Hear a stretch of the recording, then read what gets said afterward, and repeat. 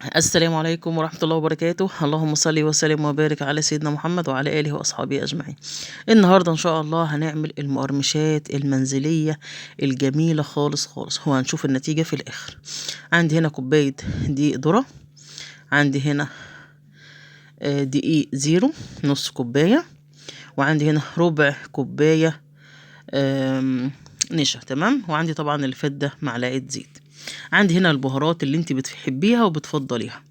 عندك بهارات بتشتريها طبعا من العطار زي ايه، زي طعم الجبنة، طعم الكاتشب، طعم الباربيكيو، أطعمة كده كتير. وممكن برضه تعمليها في البيت زي ما انا عاملاها كده في البيت. انا هنا بنخل الدقيق وبنخل بقى كل حاجتي وبنضفها عشان ابقى كل حاجة نضيفة. تمام.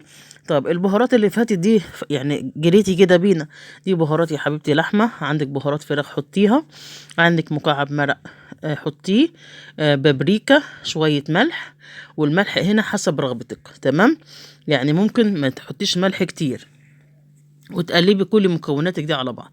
انا هنا عندي لون اصفر اهو، هحطه. عاجبك مثلا تحطي، مش عاجبك براحتك خالص. ممكن تستغني عنه وتحطي شوية كركم، شوية ايه كركم. والبابريكا برضو بيخلي لونه احمر. هنا الزيت هنا بحطه في الاخر، وتقلبي وتخلطي كل مكوناتك الجميلة دي كلها مع بعض. يلا حبيبتي حطي اشتراك ولايك وفعلي الجرس يا قلبي. تمام. وقبل كل شيء دعوة طيبة منك، ويا رب الطريقة تعجبك وتبقى تمام التمام، وتجربيها وتقولي في التعليق. هنا هحط المية سنة بسنة عشان العجينة ما تكترش منك. وخلي بالك انت معاكي دقيق ذرة. تمام كده. عندك دقيق ذرة ابيض، دقيق ذرة اصفر، اللي نفسك فيه. ده دقيق ذرة ابيض يا جماعة، انا محمصاه في قلب البيت وطحناه في المطحنة، الطحونة اللي عندنا فين في البلد بتاعتنا. تمام. ونقومي بقى ايه بقى بايدك بقى كده وتدعكيها تمام التمام. انا على فكرة مجرية الفيديو عشان ما تقلش عليكم وعشان تستفادوا بكل حاجة فيها. اللهم اجعله شاهد لنا يا رب العالمين. يا رب نفيد بعضنا ونفيد نفسنا. الطريقة دي أنا مجرباها قبل ما أقدمها ليكي، وانت عارفة المصداقية بتاعتي في قلب القناة. تمام تمام. يلا يا قمر راية انت وهي، وانت كده بتتفرجي على الكاس، بتتفرجي على ماتش، بتتفرجي على فيلم ليكي ولأولادك. يلا يا شطورة وفري. تمام. شايفين العجين تمام التمام. طيب هنا هتحطي بقى النكهات بتاعتك والأطعمة اللي انت عايزاها. أنا هنا حاطة كمون. تمام تمام. عايزة تحطيها عجينة واحدة، طعم واحد، براحتك. عايزة تشكليها زي ما أنا مشكلاها كده، تمام قوي قوي، براحتك يا ست الكل. احنا بس عايزين نرضي جميع الأطراف ونرضي رغبات ولادنا. ده خل، حطيت نقطة خل كده في ايه، انا قسمت العجينة بعد ما دعكتها كويس وعجنتها كويس. قسمتها على 3 قطع ب3 أطعمة مختلفة. اللي انا فات ده كان شطة. تمام. هنا عندي لون احمر، لون اللي هو الروز. انت واختيارك، عشان بس ما حدش يحب، اللي ما يحبش الشطه ما يقربش منها. مش كله لون واحد، لا بنت برضك لازم انت تفنني. تمام كده تمام كده. اهو عندك 3 الوان و3 اشكال و3 اطعمه. ايه رايك في الفكره الجميله دي؟ قولي لي بقى في التعليقات، ولو كنت عايزه اي حاجه قولي لي يا قلبي وانا عينيا ليكي.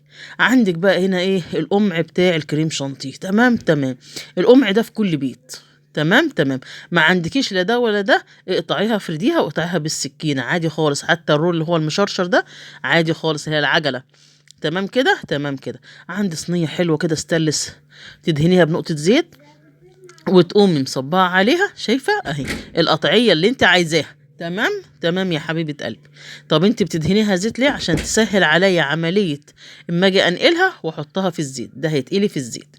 في ناس بتحطها في الفرن، براحتك خالص لو عايزة حاجة صحية قوي يعني. يبقى هنا اتحكمتي انا في درجة الملح اللي انا هحطه. عايزة تحطي اطعمة في قلب بيتك حطي. في ناس بتحطها بالجبنة الشيدر، او الجبنة اللي هي الرومي، براحتك خالص. انا هنا عاملاها بايه، بشويه دقيق على قد ايدي وعلى قد بيتي. ما يعبنيش يا ست الكل وما يعبكيش يا ست الكل. تمام تمام. متعي نفسك وابسطي نفسك، وعلى قد ايدك اظبطي حالك وفرحي دنيتك وفرحي ولادك. ما تقوليش معيش، زي ما انت عارفه قولي ان شاء الله معايا، ان شاء الله مستوره باذن الله. يا رب يكتر الخير في بيوتنا وبيوتكم، يا رب يرزق الجميع من فضله يا رب. سدد. انا قلت بقى مش هسكت بقى، لا، قلت بقى فنن بقى، ما هي العجينه طريه بقى والموضوع بقى تمام التمام اهو. شايفه وش احمر ووش اصفر، تمام تمام. حطي الواناتك والعبي فيها وشكلي زي ما انت عايزه. شوفي اهو وش احمر ووش اصفر زي ما قلنا، او حته حمراء وحته ايه صفراء. طب انت بتعملي ايه؟ انا مش باكل وبس، لا، لان العين بتاكل قبل الفم يا حبايبي. اهو شكلت جميع بقى ايه حاجاتي كده، وقطعت مني حته كويسه قوي بسم الله ما شاء الله. والله يا جماعه كان طعمها خرافه. عندي شويه زيت بسيطه كده، طبعا طبيعي في اي بيت شويه زيت كده حلوين، تمام. وتحط هنا هنختبر ايه اول قطعه كده ونشوف الدنيا ايه. انا الاول خليتها نار متوسطه، وبعد ما شكشكت كده والكل اشتغل رحت موطيه عليها عشان تقرمش وتحوي وتبقى ناشفه كده وقلبها ناشف مش عجين، تمام تمام.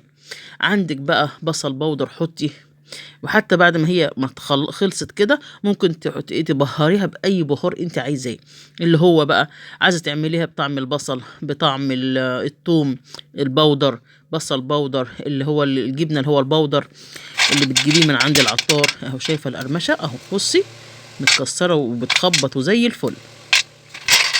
بتلاقيها طبعا في مناديل مطبخ براحتك عشان تشرب منك كميه الزيت. وادينا اهو خلصنا الكميه بتاعتنا. انا ما سكتش على فكره، جبت شويه صوصات كده من عندي عشان ايه يعني اظبط الدنيا كده. عندك الكاتشب، عندك الباربيكيو، عندك هوت صوص، عندك مايونيز، عندك مستردة، اللي نفسك فيه يا ست الكل اعمليه. انا هنا حطيت ده شكله لوحده وده شكله لوحده. برضك قلت ايه احركن كده المسائل، ما انا مش هقعد ساكته، ما انتوا عارفين مطبخ دعاء ما بيقعدش ما بيقعدش ساكته. اهو عندي بقى هنا بولات صغننه كده بقى، وحطيت بقى شوفي يا سلام ده ايه ده مايونيز يا حبيبه قلبي. طب هو بطاطس؟ لا مش بطاطس ولا حاجه، انا قلت ارفه كده وايه وادلع الحاجه بتاعتي، انا مش بقدمها وخلاص، تمام تمام.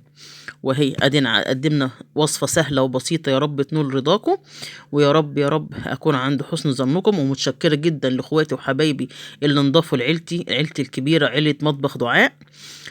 يا رب اكون عند حسن ظنكم زي ما قلت لكم، وتستفادوا وتفيدوا بعضكم وتفيدوا غيركم يا جماعة. انشروا الحاجة دي، اعملوها مشاركة. احنا عايزين نوفر في المصاريف، عايزين نوفر في حاجات كتير. والسلام عليكم ورحمة الله وبركاته.